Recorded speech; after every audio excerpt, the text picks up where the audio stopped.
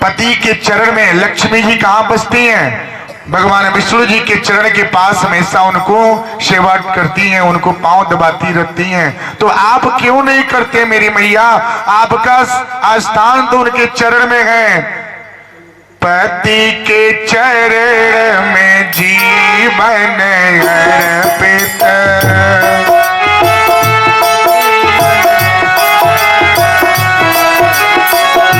उनका जीवन, आप सबका जीवन उनके चरण में है। जब लक्ष्मी हो करके, जो लक्ष्मी हो करके जब भगवान विष्णु के चरण के पास बैठ करके सेवा कर सकती हैं, तो आप तो साधारण स्त्री हैं, आप अपने पति देव के चरण क्यों नहीं छूते, क्यों नहीं दबाते मेरी मैया?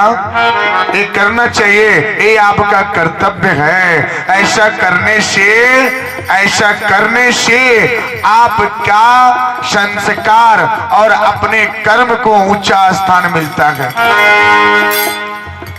नर्मदा लेके गई, जाते जाते एक 12 वर्ष का ऋषि महात्मा जो थे वो तप कर रहे थे, जप में लीन थे। उनकी तपस्या 12 साल से चल रही थी। अब नर्मदा ऊंचे पहाड़ पे चढ़ नहीं पाई और ये जो पहिया था रुक नहीं पाया और इनके पति देव गिर गए और गिरते आके ऋषि महात्मा के ऊपर आके गिर पड़े, जिससे उनकी तपस्या क्या हुई? भंग हो गई। जब भंग हुआ तो ऋषि महात्मा ने बोला, क्या मैं श्राप देता हूं क्या कि कल का उगता हुआ सूरज नहीं देख पाओगी? अब नर्मदा ने बहुत अर्चन किए, महाराज क्षमा कर दीजिए, मेरे पति अंधे हैं, कोढ़ी हैं, इनको दिखाई नहीं देता। मिथ्या में गई देव ऋषि भाई। अब बोले ठीक है, जब ऐसी बात है तो कैसे क्षमा कर सकते हैं? हमने जो बोल दिया। नर्मदा ने वहीं पे संकल्प किया कि कल का उगता सूरज हम उगने नहीं देंगे। हमारे पति देव की मृत्यु कैसे होगी? सोचिए कितना सती में बल है, जो सूर्य को उगते हुए रोक दिए। तो आप अपने पत्नी धर्म को क्यों नहीं निभाते? पत्नी धर्म को निभाइए, जिससे आपकी जो पतिव्रता है वो बचा रहे। अब नर्मदा ने संकल्प कर लिया, करने के बाद अब वहीं पे ठान के बैठ गई। सूर्योदय भोर हुआ, अब चारों तरफ हाहाकार मच गई। सूर्य रुक गया, जीव जंतु उथल पुथल हो गए। अब होगा तो क्या? अब स्वर्ग से देवताओं सबको आना पड़ा, ब्रह्मा विष्णु महेश तीनों लोगों को यहाँ पे आना पड़ा और नर्मदा के आगे झुकना पड़ा। कि क्या झुकना पड़ा? कि सूर्य छोड़ दीजिए, सूर्य भग नहीं होंगे तो संसार की सृष्टि का कल्याण कैसे होगा? नर्मदा ने बोला, क्या हे प्रभु, एक तो हमारे भाग में विवाह नहीं था और विवाह भी हुआ तो ऐसी प्रश्न आके खड़ा हो गया, ऐसा प्रश्न आके खड़ा हो गया कि हम करें तो करें क्या? अब बताइए, एक तरफ अगर हम सूर्य को उगते हुए छोड़ते हैं तो पति नहीं रहेंगे, और पति जब नहीं रहेंगे तो हमारा रहने से क्या तात्पर्य है, क्या अर्थ है? बताइए। संसार की सुरक्षा आप करने के लिए सूर्य को आप उगने के लिए बोलते हैं, लेकिन तो हम अपने पति से ही हैं, हम संसार से नहीं हैं। हमारा संसार हमारा पति है, हमारा सुख दुख हमारे पति हैं। जब हमारे पति रहेंगे तब हम हैं, जब ये नहीं रहेंगे तो हम कहीं रहेंगे। अब जिद की बात आ गई तो भगवान ने बोले, क्या ठीक है? अब वही विष्णु भगवान ने बोले, ठीक है, जब ऐसी बात है तो हम ये प्रण करते हैं कि कल जब आप सूर्योदय होगा, सूर्य को छोड़िए, हम आपके पति देव को क्या करने, मृत्यु को प्राप्त नहीं होने देंगे। अब नर्मदा ने वचन मांग लिए। वचन मांगने के बाद नर्मदा ने सूर्य देवता को छोड़े, और जैसे ही सूर्य देवता की रोशनी जब पड़ी तो इनके पति देव जो थे कोढ़ी के रूप में, उनका कोढ़ी खत्म हुआ, समाप्त हो गई। और क्या थे? वो एक राजा थे और वो अपने पापों की प्रायश्चित झेल रहे थे, जो इनके भाग्य में था। यही है नर्मदा, जो अपने पति को पाने के लिए कितने संघर्ष किए हैं। मिलो न कान्हा हम घबराए, मिले तो हम बताए, भक्ति कर लो अब, भक्ति कर लो अब। मिले न कान्हा हम घबराए, मिले तो हम बताए, भक्ति कर लो अब, भक्ति कर लो अब।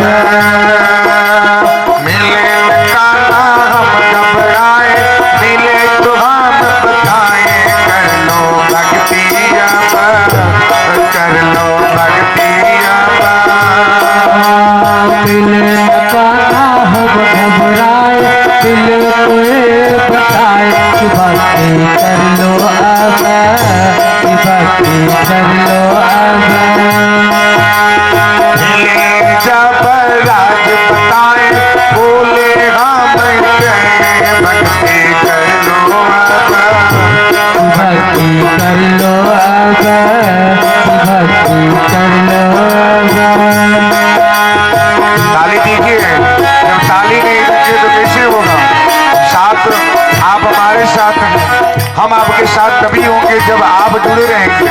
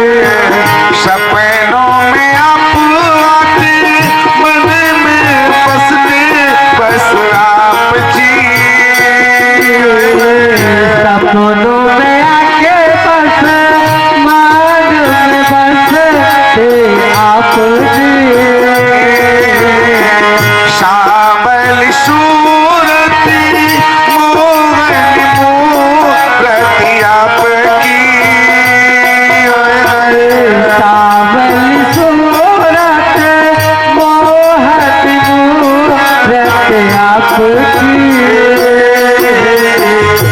बैलों में आप बसते आप मन में बस जी। सपनों में आप बसते आप ही मन में हर जब आप कहेंगे अब भक्ति करेंगे कर लो ध्यान आप, कर लो ध्यान आप, कर लो ध्यान अब, कर लो ध्यान अब। लौट जाना राधे मिले तो हम बताए तो कर लो आप, कर लो भक्ति अब, कर लो भक्ति अब।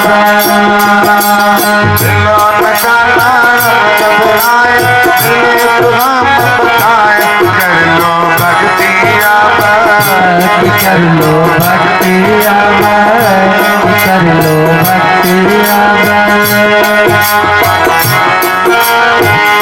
अब नर्मदा ने ऐसे प्रश्न खड़ा कर दिए कि उनके प्रश्न के आगे अब क्या हुआ। सब देवी देवता सब लोग नतमस्तक हुए और नतमस्तक होने के बाद अब ये लोग सूर्य को छोड़े और उनके पति देव इनको वापस मिले। तो धन्य है ऐसी स्त्रियां जो अपने पति के लिए इतनी संघर्ष करती हैं और संघर्ष करने के बाद उनकी प्राप्ति कर लेती हैं, उनको तन और मन से जीत लेती हैं। अब आत्मदेव जब वहां पे पहुंचे सुबह की बेला में निकल गए। निकलने के बाद अब क्या हुआ, गए अपनी प्राण की आहुति दे रहे थे नर्मदा नदी में। रास्ते में ही संत मिले। संत कौन होता है? जिसके पास अहंकार नहीं है, अहंकार नहीं है, वो संत होते हैं। उन्होंने रास्ते में बोले क्या कि हे प्रभु, हे महात्मन, हमें आप कोई ऐसा आशीर्वाद देवें कि हमें संतान की प्राप्ति हो, संतान की प्राप्ति हो। अब क्या हुआ, संत बोले क्या, मन में मुस्कुराए और बोले क्या, हमारे पास 4 पुत्र हैं और 4 पुत्र होने के वास्ते हम इस घने जंगल में अपना जीवन व्यतीत कर रहे हैं। तो आपके पास तो संतान नहीं है, आप तो लक्ष्मी नारायण के स्वयं हैं, आप लक्ष्मी नारायण के दास हैं।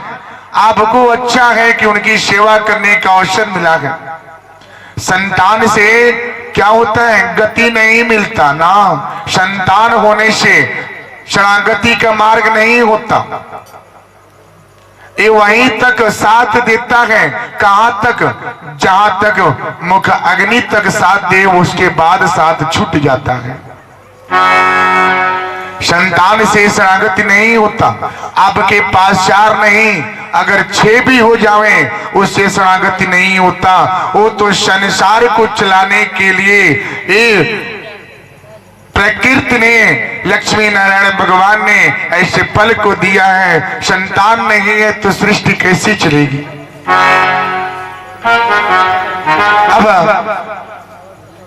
ऐसे वार्तालाप में जब चल रहा है तो ऋषि महात्मा ने बोले ठीक है, अब किस तरह से बोले क्या, हमें किसी तरह से कुछ भी सोचे, कुछ भी कहें, हमें आप वो चीज देवे जिससे संतान की प्राप्ति हो।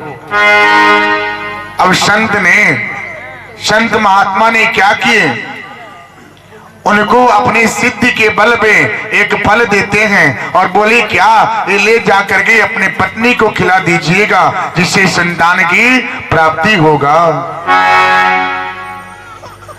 अब क्या लेकर के आए और बोले क्या कि ये लो फल, इस फल का सेवन करो, आज मैं वो चीज लेके आया हूं जैसे संतान की प्राप्ति है।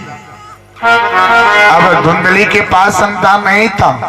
अब पति देव कुछ अगर लेके आवे बाहर से प्रेम से खिलाने वाला वस्तु, तो पत्नी को लगता है अच्छा, पति पत्नी का विवाद अगर अक्सर होता रहे, अगर अगले दिन पति उनको कुछ खिलाने के लिए लेके आवे तो पत्नी के मन में क्या होता है, दुविधा होता है कि लगता है कहीं कुछ बनवा करके लेके आए हैं, खिलाएंगे, अपने बस में करेंगे। होता है ना, बोलिए, होता है, अक्सर होता है। अब क्या करती हैं, अब दिखाती हैं, सुनाती हैं, उसके बाद पति से चुपके चुपके ये दिखाना सुनाना हो जाता है, कहीं देखिएगा हमारे पति देव हम पे कुछ किए तो नहीं है, हम उनके बस में तो नहीं है, ऐसी ऐसी बात है, ऐसा मैंने खिलाया, ऐसा मैंने खा लिया।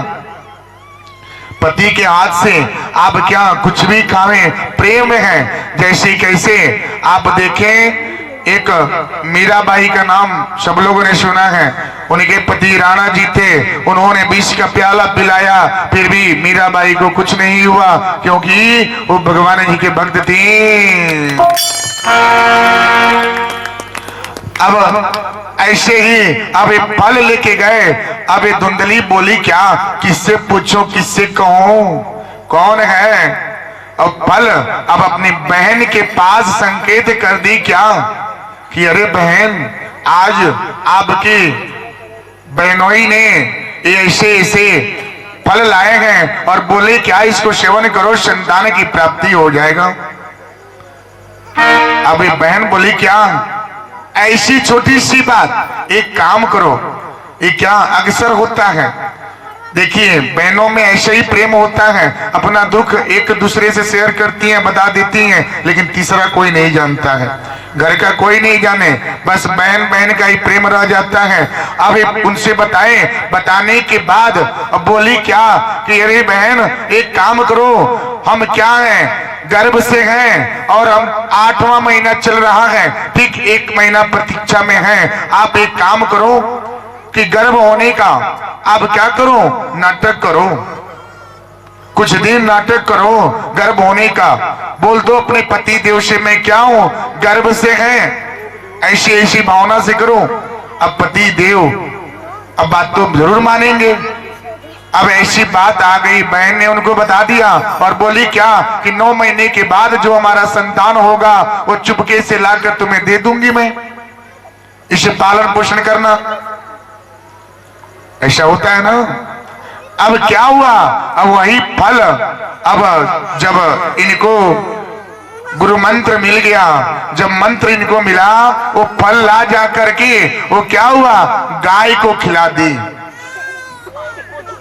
गऊ को खिला दिए, और वही फल गऊ जब सेवन कर लिए तो गऊ के गर्भ से गोकर्ण जी का जन्म होता है। अब वही गोकर्ण जी जन्म हुए, जो उन्होंने वहां से बहन के पास जो पुत्र हुआ उसका नाम धुंधकारी रखा गया और ये गोकर्ण जी हुए। एक माँ दोनों का लालन पालन किए। देखिए, एक संत का मार्ग अपनाए, एक बेचारी का मार्ग अपनाया, यानी कि कैसे जैसा आवृत्ति होती है, जैसा संस्कार होता है, वैसा ही कुल का वंश का प्रभाव होता है। जैसा आप अन्न लेंगे वैसा आपका मन होगा, जैसा आप जल का सेवन करेंगे वैसा आपका वाणी होगा।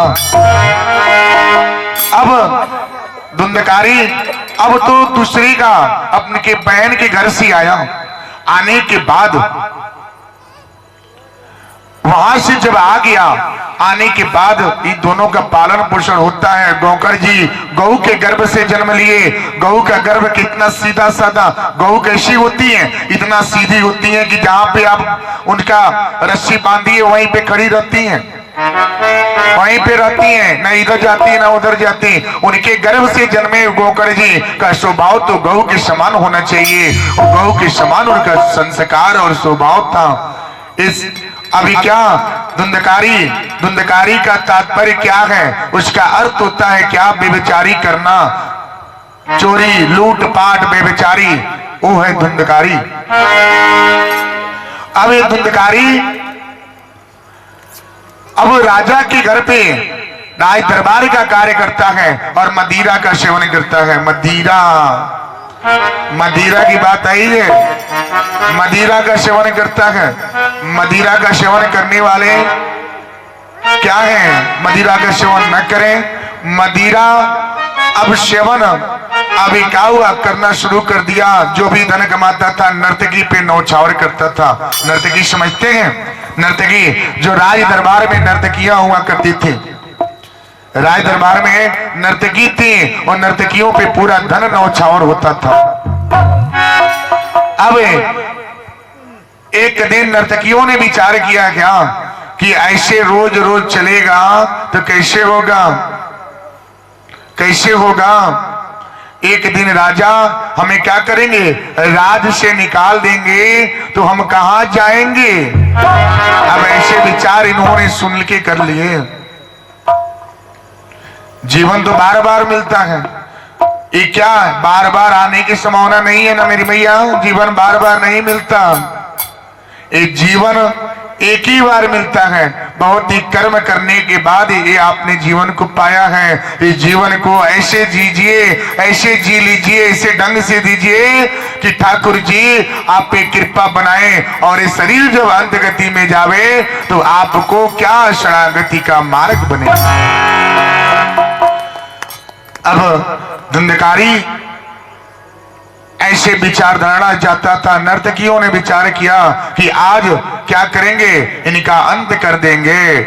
अब इन लोगों ने खूब मदिरा का सेवन कराए। मदिरा का सेवन करने से क्या होता है, मस्तिष्क अपने बस में नहीं रहता ना, वो अपने बस में नहीं रहता है। उसे घर गृहस्थी टूट जाती है, टूट जाता है।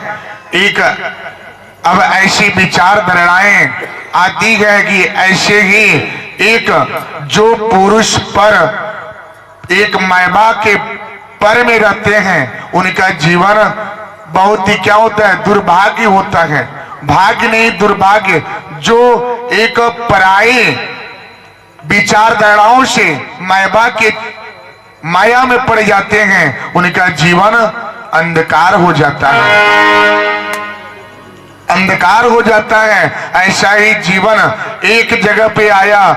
एक पुरुष, ऐसा पुरुष था जो पूरा धन कमाता था और धन कमाने के बाद पति पत्नी दो पुत्र थे।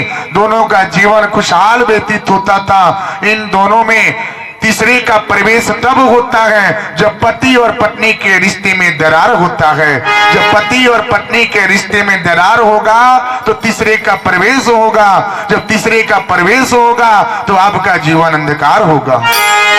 तो आप ऐसे जीवन को न बनावें कि आपके रिश्ते में दरार हो और पति और पत्नी का रिश्ता बिखर जावे। वो पुरुष वो धन कमाता था, दो पुत्र थे, उनकी पत्नी थी। पत्नी सब क्या थी, बहुत ही अति प्रिय थी, उनके सौभाग्य थी जो घर गृहस्थी जीवन को चलाती थी। एक बार की बात है, उस मैबा के मोह में वो व्यक्ति पड़ जाता है और मैबा उनसे सारी धन नौछावर ले लेती है। उसके पास क्या होता है, संतान नहीं होता। और संतान नहीं है, ये पूरा धन उस माया में ला करके डाल देते हैं। ये क्या है, आज सुंदरता है, कल क्या होगा, चोरियां पड़ जाएगी। कल कहाँ जाएंगे, कल किधर जाएंगे। कल तो आज शरीर है, कल तो मिट्टी में मिलना ही मिलना है। तो आप ऐसे जीवन को जिंदगी बनाइए, जीजिए कि आपका जीवन कल्याण हो।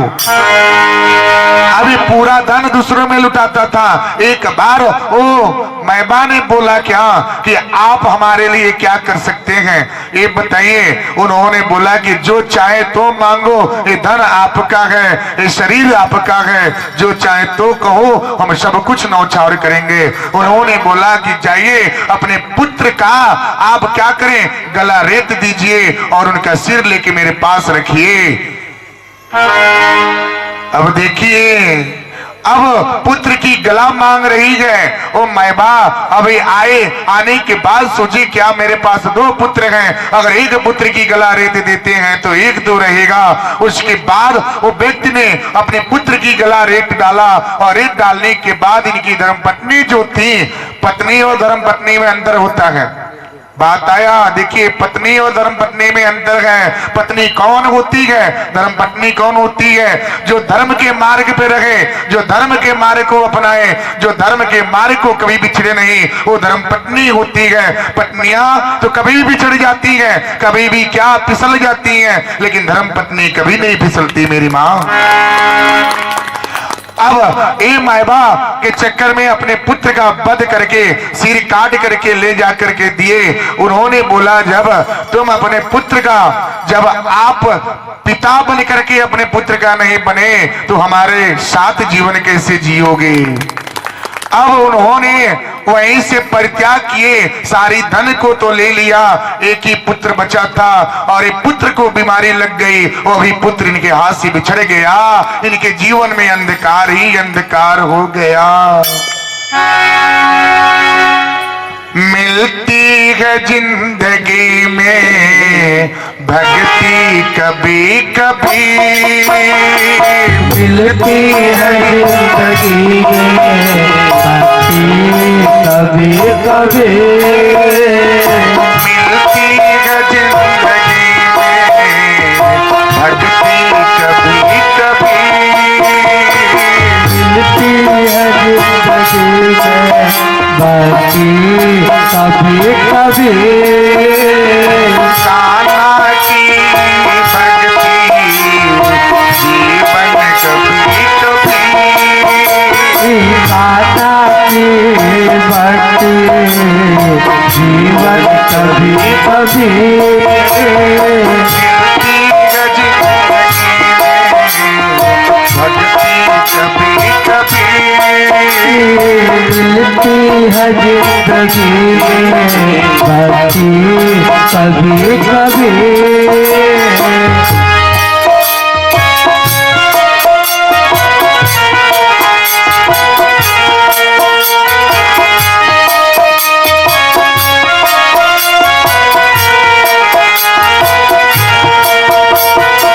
मिलती है जिंदगी में भक्ति कभी कभी,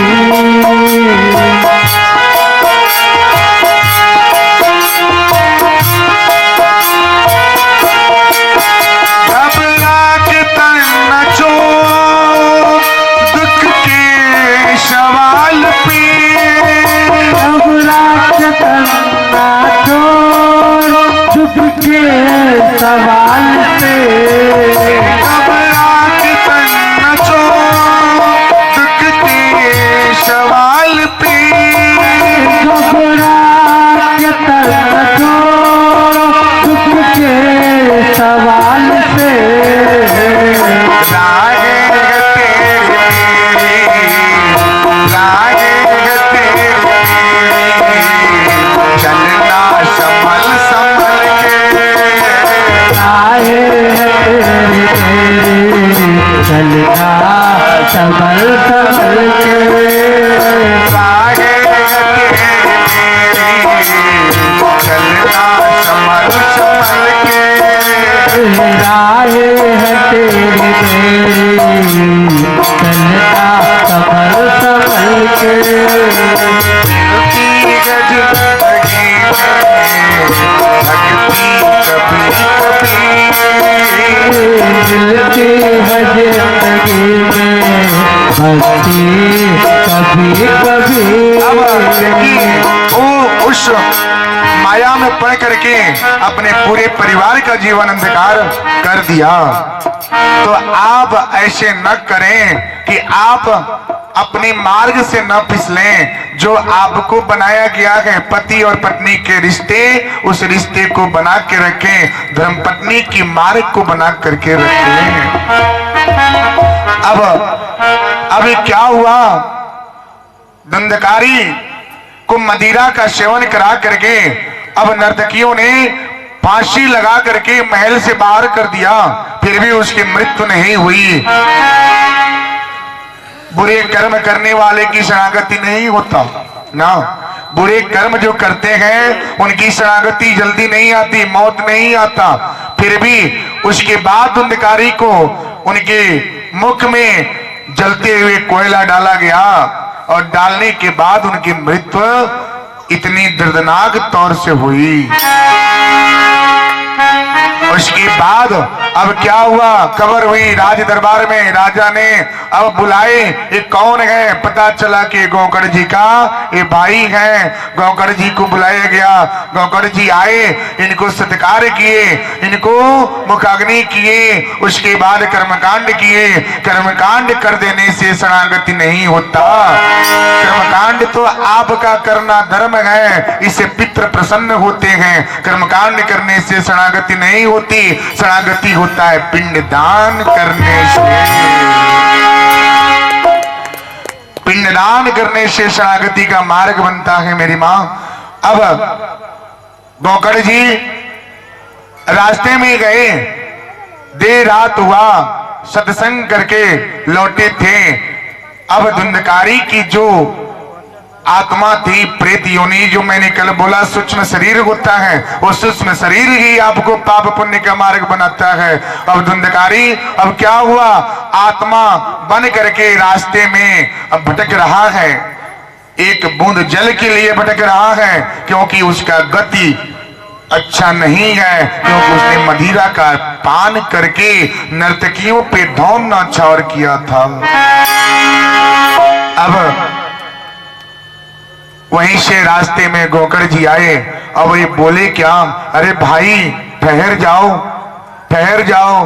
2 बार आवाज मिला, गौकर्ण जी चलते गए, फिर आवाज आया ठहर जाओ। उन्होंने बोला इतनी देर रात को आवाज कौन कर रहा है? उन्होंने बोला कौन हो? उन्होंने बोला क्या, मैं आपका भाई धुंधकारी हूँ, और धुंधकारी हूँ। हमारी आत्मा जो है शरणागति नहीं हुई है, आप कोई ऐसा कर्म कीजिए कि हमें शरणागति का मार्ग बन जावे।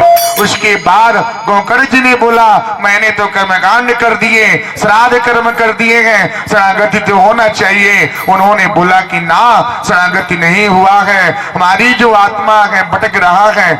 ऐसे ही पितृ की आत्माएं भटकता है। आप जो गति करेंगे, जैसा कर्म करेंगे, उसी कर्मों के अनुसार फल मिलता है।